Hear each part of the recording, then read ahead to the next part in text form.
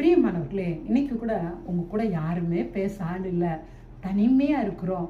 இப்படி நான் தனிமையா இருந்து கஷ்டப்படுறேனே அப்படிலாம் நீங்க யோசித்துக்கிட்டு இருக்கீங்களா? கவலைப்படாதீங்க.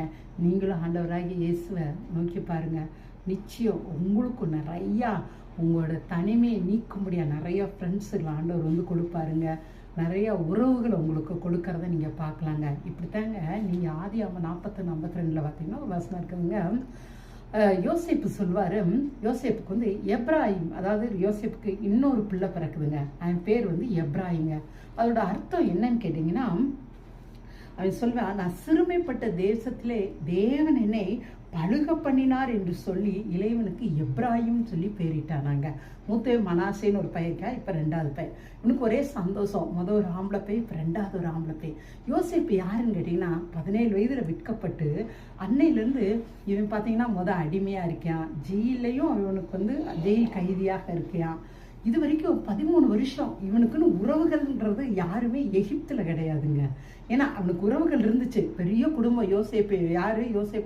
யாக்கோபின் குடும்பம் 70 பேர் இருந்தாங்க. ஆனா இந்த இடத்துல இவனுக்குன்னு ஆள் இல்லைங்க, இவனுக்குன்னு சப்போர்ட் பண்ண ஆள் இல்லைங்க. இவனோட பேச, இவனோட இருதயத்தை ஷேர் பண்ண, இவனோட சிரிச்சு பழக விளையாட யாருமே ஆள் இல்லைங்க. இவன் அடிமையாக தான் பார்க்கப்பட்டாங்க. ஆனா இப்ப பாத்தீங்கன்னா இவனுக்கு 2 குழந்தைங்க. இந்த 2வது குழந்தை பிறந்தனையும் குடும்பத்துக்குள்ள கொஞ்சம் இன்னும் கொஞ்சம், அதாவது ஃபேமிலியில ஒரு கணவன் மனைவி இருக்காங்க. முதல் பிள்ளை, 2வது பிள்ளை வரும்போதே கொஞ்சம் கலகலப்பு குடும்பத்துங்களா. அப்ப எவ்வளவு சந்தோஷமா இருக்கும். அந்த சந்தோஷத்தை தாங்க யோசேப்புக்கு ஆண்டவர் கொடுத்தார். அந்த குழந்தைய பார்த்தோன்னே அவனுக்கு ரொம்ப சந்தோஷம். என்னையும் இந்த தேசத்துல பழுக பண்ணினாரே தேவன் சொல்லிதே அவனுக்கு எப்ராஹிம் சொல்லி பேரிட்டாரா. இன்னைக்கு கூட உங்களுடைய வாழ்க்கையில நீங்க தனிமையா கஷ்டப்பட்டு இருக்கீங்களா? கவலையப்படாதீங்க.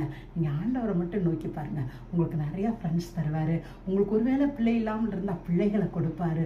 உங்க குடும்பமும் உங்களுடைய வாழ்க்கையும் கலகலப்பா சந்தோஷமா போறதை நீங்க பார்க்கலாங்க. தேங்க்யூங்க. காட் பிளஸ் யூங்க.